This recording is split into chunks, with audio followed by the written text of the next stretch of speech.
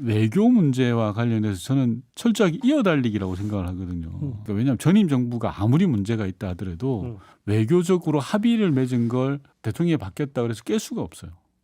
그렇죠. 그 상대국이 있으니까. 5년마다 만약에 우리가 바꿔버리면 상대는 우리를 만나주질 않죠. 저 나라는 못 믿어. 신뢰가 없어. 안 돼. 라고 할 거 아닙니까. 그렇기 때문에 외교는 어찌됐든 이어달려야 되는 건데 지금 윤석열 정부는 전혀 그렇지 않아요. 문재인 정부가 처음 출범했을 때 가장 외교적으로 이슈가 됐던 건 남북 문제도 하나 있었지만 한일 위안부 합의에 관한 문제였습니다. 박근혜 정부 말기에 네네. 위안부 합의에 대해서 국민적 여론이 굉장히 안 좋았잖아요. 그렇죠. 그래서 이 합의를 어떻게 해야 될 거냐에 관해서가 하나의 이슈였던 거였죠. 그래서 당시에 문재인 대통령이 갑자기 저한테 지시를 내리시더라고요. 출범한 지 한 달도 채 안 됐을 때예요. 초에 한 20일도 안 됐는데 야, 윤병세 장관을 보자라고 하시더라고요.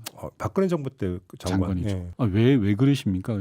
내가 들어봐야 되겠다라는. 그때 위안부 합의가 왜 이렇게 됐는지. 왜 저렇게 할 수밖에 없었고 그 과정에 대해서 소상하게 들어보자라고 해서 전 좀 그렇잖아요. 이게 전임 정부 장관들을 공식적인 회의석상에서 만나고 하는 거는 문제가 없지만 이게 네. 또 뭐 좀 부담이 있지 않습니까? 그래서 예. 괜찮으시겠습니까? 라고 말씀드리는데 괜찮다. 보자.